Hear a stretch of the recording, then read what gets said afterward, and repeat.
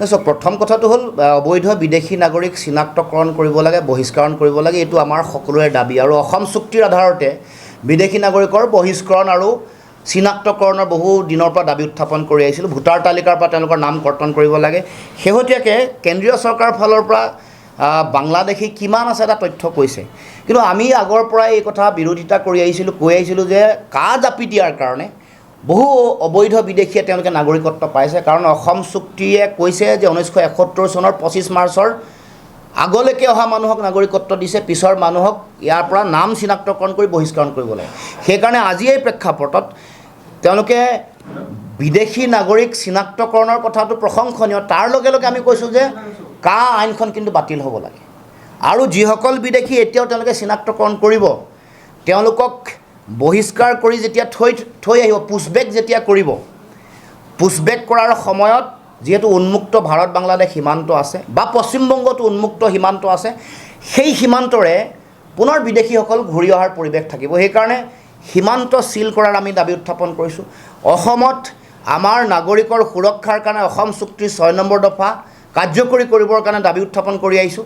গতিকে এই বিষয়সমূহ যেতিয়ালৈকে নিষ্পত্তি নহ'ব, বিশেষকৈ অসম নহ'লে অসম সদায় ভুক্তভোগী হৈ থাকিব। অসমত ইয়াৰ পৰা চৰকাৰে কোনোবা বিদেশী চিনাক্তকৰণ কৰিলে তেওঁলোকক কৰায়ত্ব কৰি বিদেশী বুলি প্ৰমাণ হোৱাৰ পাছত যেতিয়া তেওঁলোকক বহিষ্কাৰ কৰিব, সীমান্তলৈ গৈ পুছবেক কৰি থৈ আহিব, তাৎক্ষণিকভাৱে অসমলৈ বা পশ্চিমবংগলৈ বা ভাৰতবৰ্ষলৈ সোমাই অহাৰ বাট মুকলি হৈ আছে। সমগ্ৰ অসমৰ সীমান্তত থকা সমগ্ৰ নদী অঞ্চল আজিও উন্মুক্ত হৈ আছে। আনকি মাটিত থকাও কিছু অঞ্চল কিলোমিটাৰমান আজিও উন্মুক্ত হৈ আছে। সকলোৱে জানে যিফালে বিভিন্ন অবৈধ বিভিন্ন বস্তুৰ অহা যোৱা হয়, বিভিন্ন ধৰণৰ আহ যাহ হয়। গতিকে আমি চৰকাৰক আহ্বান জনাইছোঁ, আমাৰ যিটো প্ৰতিশ্ৰুতি দিছিল যে সীমান্ত তেওঁলোকে চিল কৰিব, নদী অঞ্চলত তেওঁলোকে সুৰক্ষাৰ ব্যৱস্থা কৰিব, ফ্লটিং বিঅপিৰ ব্যৱস্থা কৰিব, নতুবা পাৰ্মানেণ্ট বিঅপিৰ ব্যৱস্থা কৰিব।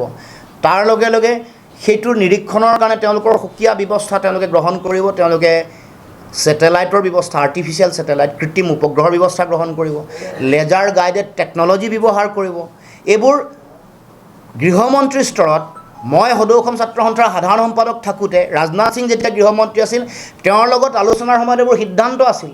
যেতিয়া আমি সীমান্ত পৰিদৰ্শন কৰিবলৈ গৈছিলোঁ, তেতিয়াও এই কথাটো তেওঁ সাংবাদিকৰ আগতো দোহাৰিছিল, আমাৰ আগতো কৈছিল যে আমি এইবাৰ লেজাৰ গাইডেড টেকন'লজি ব্যৱহাৰ কৰি আমি বিদেশীৰ আহযাহটো আমি তেওঁলোকক ডিটেকশ্যন কৰিব পৰা ব্যৱস্থা আৰু তেওঁলোকক কৰায়ত্ব কৰিব পৰা ব্যৱস্থা কৰিম আৰু সুকীয়াকৈ সীমান্ত নিৰীক্ষণ কৰিবৰ কাৰণে কৃত্ৰিম উপগ্ৰহ ব্যৱস্থা কৰাৰ কথা কৈছিল। কিন্তু আমি দেখিবলৈ পাইছোঁ যে সেই কাম কৰা নাই। আৰু তাৰ লগে লগে আমি অসম চুক্তিক সন্মান জনাই যিখন নাগৰিকত্ব সংশোধনী আইন জাপি দি আৰু 40টাতকৈ বেছি বছৰৰ বিদেশীৰ বোজা অসমক জাপি দিব হৈছে, সেইটো একেলগে বাতিল কৰিবৰ কাৰণে আমি দাবী উত্থাপন কৰিছোঁ।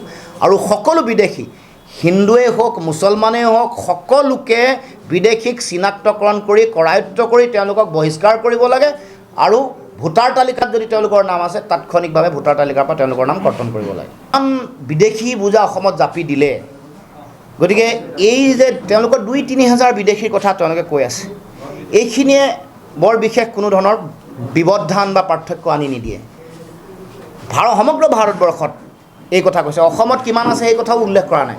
গতিকে এই কথাটোৱে বিদেশী চিনাক্তকৰণৰ যিটো তেওঁলোকৰ কথা, এইটো এটা পাল মৰা কথা নিচিনা হৈছে। আমি বিচাৰিছোঁ 71 চনৰ 25 মাৰ্চৰ পিছত অহা বিদেশী, অসমত থকা বিদেশী প্ৰত্যেককে, প্ৰতিগৰাকীকে চিনাক্তকৰণ কৰিব লাগে আৰু তেওঁলোকক বহিষ্কাৰ কৰিবৰ কাৰণে ব্যৱস্থা গ্ৰহণ কৰিব লাগে আৰু কা বাতিল কৰিবৰ কাৰণে ব্যৱস্থা গ্ৰহণ কৰক। অসমৰ বিদেশী নাগৰিকৰ সমস্যাৰ ভয়াৱহতা, গভীৰতা উপলব্ধি কৰি কেন্দ্ৰীয় চৰকাৰে এই সিদ্ধান্ত তাৎক্ষণিকভাৱে গ্ৰহণ কৰিবলৈ আমি দাবী উত্থাপন কৰিছোঁ।